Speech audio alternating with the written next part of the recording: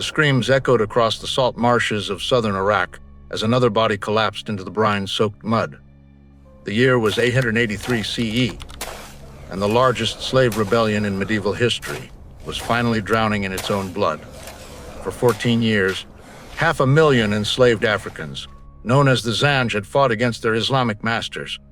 Their rage so fierce it nearly toppled the Abbasid Caliphate itself. When the rebellion was crushed, the marshlands became a graveyard of dreams. Bodies floating face down in water turned red, their shackles still gleaming beneath the surface. This is the story history tried to bury. Between the 7th and 19th centuries, Islamic Caliphates enslaved an estimated 17 million Africans, a number that dwarfs even the Atlantic slave trade. Yet unlike other forms of bondage, Islamic slavery was woven so seamlessly into the fabric of civilization that it became invisible, sanctified by law and justified by faith.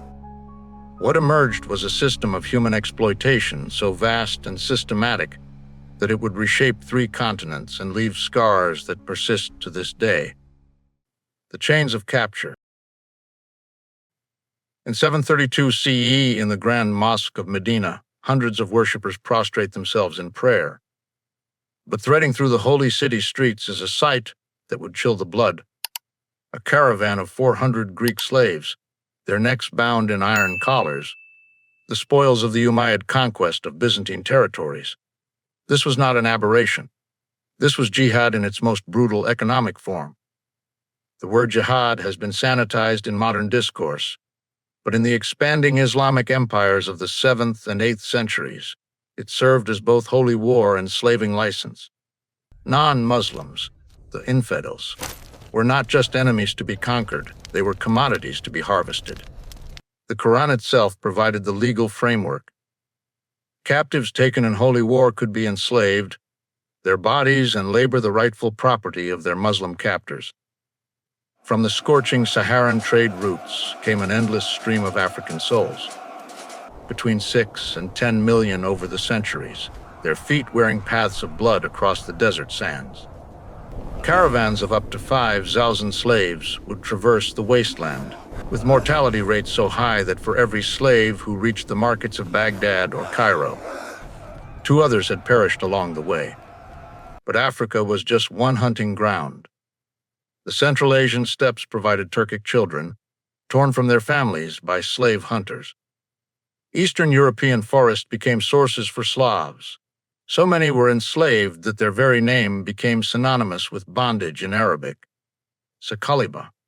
The Indian Ocean routes carried dhows laden with human cargo from Zanzibar and the East African coast, their holds reeking of human misery.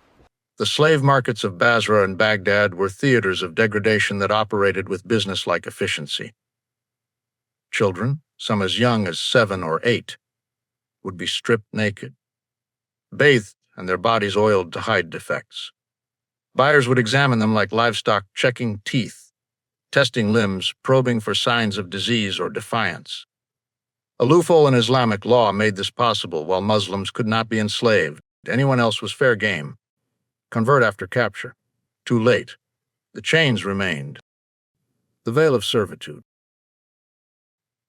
She is not a woman, but a vessel for our progeny, wrote the 9th century jurist Al-Jahiz about slave concubines.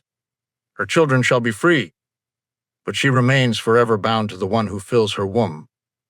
This was the twisted logic of the Jawari, female slaves who existed in the shadow world between human being and reproductive commodity. In the harems of the Abbasid caliphs, thousands of these women lived lives of gilded captivity, their bodies instruments of both pleasure and politics. Harun al-Rashid, the legendary caliph of the Arabian Nights, owned over 2,000 slave concubines. These women were not just sexual objects. They were trained in poetry, music, and literature. Their minds sharpened to entertain and advise their master. Yet beneath the silk and perfume lay a cruel truth. They could be sold, traded, or discarded at will. Their children, born free by Islamic law, would grow up knowing their mothers remained slaves. The harem system created its own hierarchy of suffering.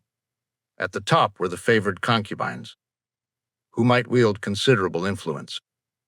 Below them were the countless others, nameless, faceless women who served in silence. At the bottom were the servants and cleaners, invisible ghosts who maintained the paradise of their betters. For male slaves, the paths were different, but no less harrowing.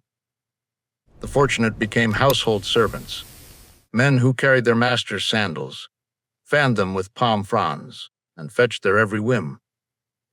They might achieve a measure of comfort, even affection, but they remained property nonetheless.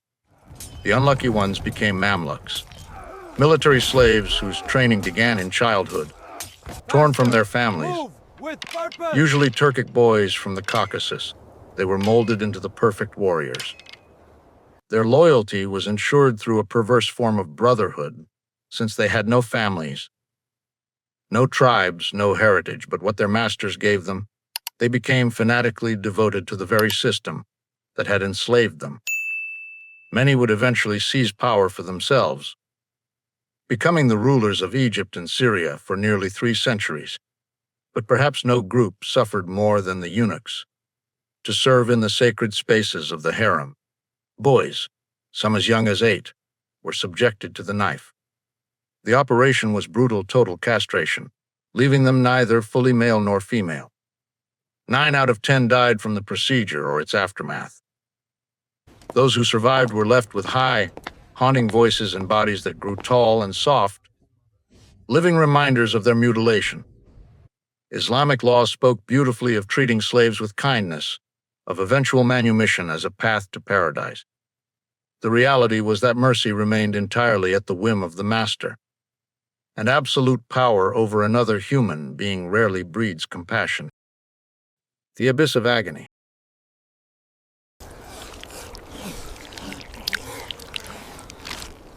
In the disease-ridden swamplands of Iraq, enslaved Zanj workers were driven to such extremes of starvation that they were forced to eat mud to survive.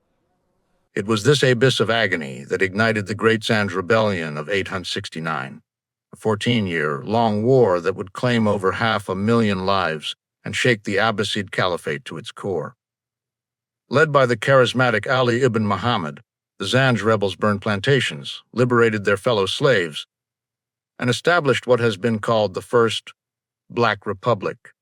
In the heart of the Caliphate, their resistance was fierce and desperate, a testament to the hellish conditions they had endured.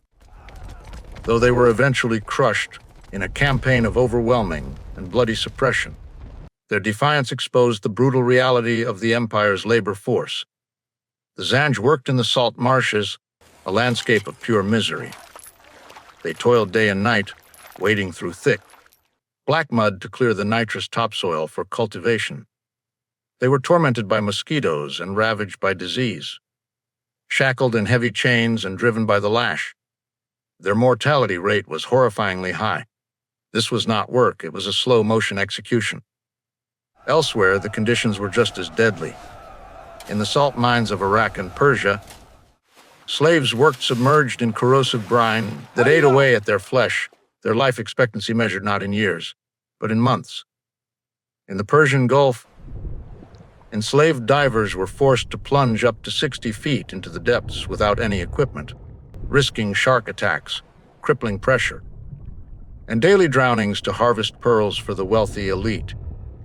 The violence was not limited to the conditions of labor. Enslaved women were subjected to humiliating naked inspections in the marketplaces.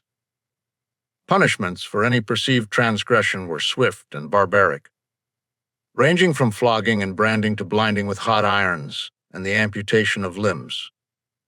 The air in the slave quarters and labor camps was thick with the stench of blood, infection, and decaying corpses, a permanent reminder of the price of the empire's prosperity. Echoes in eternity. The dead may rest in unmarked graves, but their DNA lives on in the faces of millions who never learned their ancestors' names.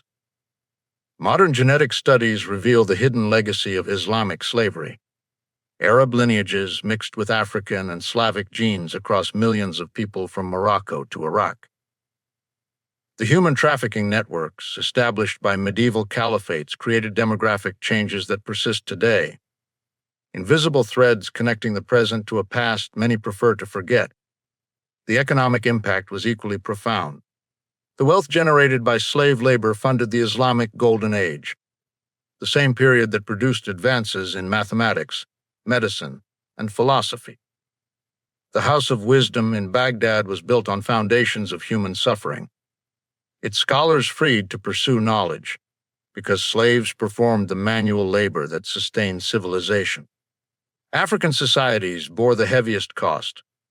Entire regions were depopulated by slave raids, their social structure shattered by the constant threat of capture. Villages became ghost towns, their populations scattered to the winds or marched north in chains. The demographic hemorrhaging continued for over a millennium, stunting Africa's development in ways that reverberated through the colonial period and beyond. The cultural impact was more subtle, but no less destructive. The term Zanj became synonymous with racial inferiority in Arabic literature, creating stereotypes that justified continued exploitation. Even after formal abolition, these attitudes persisted, morphing into new forms of discrimination that echoed through Ottoman rule and into the modern era. Paradoxically, the system also created opportunities for some. Manumitted slaves occasionally rose to positions of influence as artists, advisors, and even rulers. The Mamluk dynasties that emerged from military slavery proved capable of sophisticated governance, though their power came at the cost of perpetuating the very system that had created them. The abolition of slavery in Islamic lands came late and often reluctantly. Zanzibar, one of the last major slave markets, didn't officially end the trade until 1909, nearly a century after Britain had banned the Atlantic slave trade. Even then, informal slavery persisted in various forms, hidden behind euphemisms and cultural traditions that made exploitation seem natural. Slavery was the spinal cord of the great Islamic empires. It was the dark engine that drove their economies, built their cities, and fueled their golden age. This history reveals a profound and uncomfortable conflict between the Islamic ideals of justice and charity and the rapacious ambition of empire. The stories of the Zanj rebels and the Mamluk kings demonstrate both the depths of human cruelty and the unquenchable desire for freedom and power. The organized, trans-regional slave trade of the Caliphates created a blueprint for exploitation on a global scale, a model whose horrifying principles would be replicated and expanded upon in the centuries to come. It serves as a chilling warning that the thirst for power and profit can lead humanity to commit unimaginable atrocities. The physical chains may be gone, but the invisible chains of prejudice, racism, and economic exploitation remain a threat to this day. We must remember this history, not to assign blame, but to understand the complex, often brutal forces that have shaped our world. We must remember the 17 million souls whose stories were almost erased, to ensure that such a horrifying chapter in human history is never, ever repeated.